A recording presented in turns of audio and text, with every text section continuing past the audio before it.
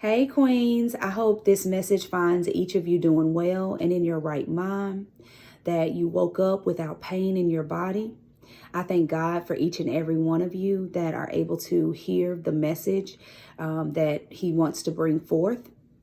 I want to give honor and glory to God and His Son, Jesus Christ, and thank Him for using me as a vessel, because I am just a vessel. But I wanted to pose a question to you all today and talk to you about the windows to the soul. And the question is, are you protecting your eye gates, your ear gates, and your mouth gate? You might ask, well, what does this mean? This means, are you monitoring the things that you're seeing? Are you monitoring the things that you listen to? And are you monitoring the things that you say and that you let bring forth from your lips? Are you, when we think about it, are we monitoring these things? And we need to be mindful that this is how the enemy infiltrates our mind. It's through what we see, what we hear, and what we say. Everything, every thought that comes to our mind is not supposed to be brought forth in our mouth. You got to stop it where it's starting. How many of us have thought thoughts and you're like, where did that come from? Or said things and you're like, I don't know where that came from. That's not what I meant. But it could be from what we're digesting through our eyes, our ears, and our mouths. You may have seen the images of 3 monkeys, and they have a saying.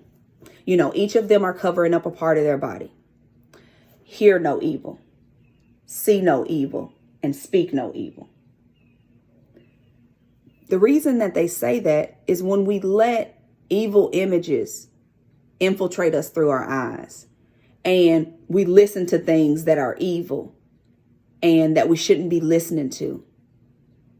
We're repeating things that we have no business repeating, or saying things that we shouldn't be saying. There's life and death in your tongue. And we really have to be mindful in what we are taking in to our soul. In this day and age, everybody has, or most people have, a smartphone. So things are instant. We can see news quicker than we could have ever seen it before. And in this day and time, we see images of a lot of violence, whether it be violence among 2 groups of people, the same group of people, whether it be police brutality or whatever. But what we have to understand is that not everything is for us to see. You probably have watched some of these videos. Just take, for instance, with the police brutality, and you're like, I shouldn't have watched that. I can't unsee it. It pierces our soul. That's why we have to be mindful and protect our eyes. Everything ain't for us to see. We got to say no to some things. People circulate videos, and those videos might have, somebody being violated in some kind of way, or some kind of sexual something going on. But what we don't understand is, by seeing these things, we're allowing the enemy to plant seeds in our mind that he's going to use to trick us. For instance, if I'm always seeing videos of people being beaten by the police, then I'm going to have a heightened sense of fear against that group of people, because this is what I'm seeing. This is what I'm taking in to my soul. I'm not supposed to hear everything. I can't listen. You can't listen to gossip all the time. There's a saying, and I believe it's in the Bible. Things that'll make you laugh will make you cry. So we got to be mindful when we're eager to listen to somebody else's downfall and what they're dealing with, and who they significant other messing with, and this person had a baby by this person. why does that matter? We've all done things that if cameras and microphones were around and video recorders, we'd be ashamed of, and we wouldn't want people to know. So why do we go around and want to hear the misfortune and the downfall of other people? It makes no sense. Why do we want to see violent images all the time?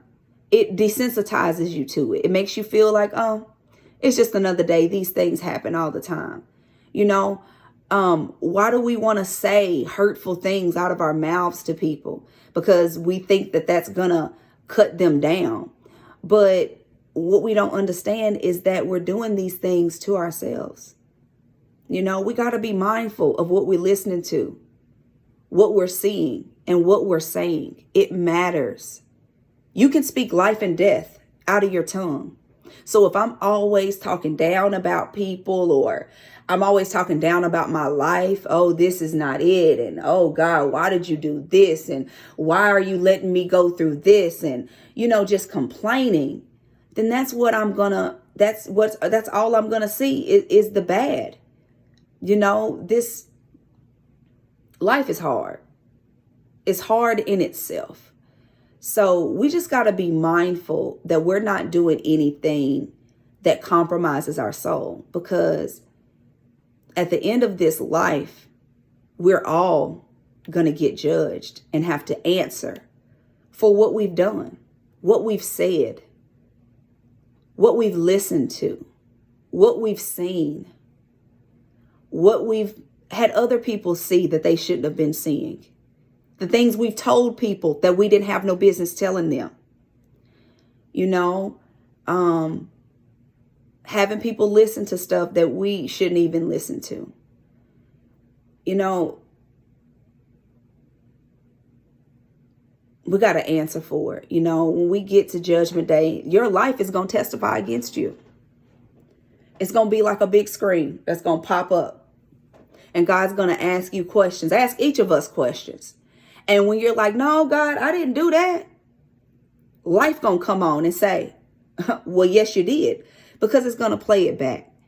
And, as we're going through, you see people are leaving here at all kinds of ages. It don't matter. You can't just say it's, oh, this person is sick, they're probably not going to make it, or this person's a certain age, they're not going to make it. We see God's taking people back home at all ages, in perfect health, in good spirits.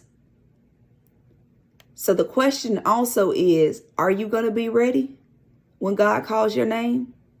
Are you proud of what you've put out into this world?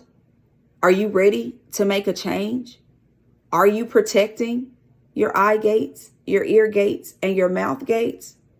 Or are you just going through this world doing what you want to do like there's no consequences? Because you can believe there are. And even if the consequences are karma, reaping what you sow, whatever you want to call it, it don't get you. Guess what? There's a certain thing as generational curses. God can let you live a good life and punish your kids or punish your grandkids. So just be mindful of what we're doing and what we're seeing and what we're saying and what we're listening to. Because these things, these places in our body are the windows to our soul. Be blessed, Queens.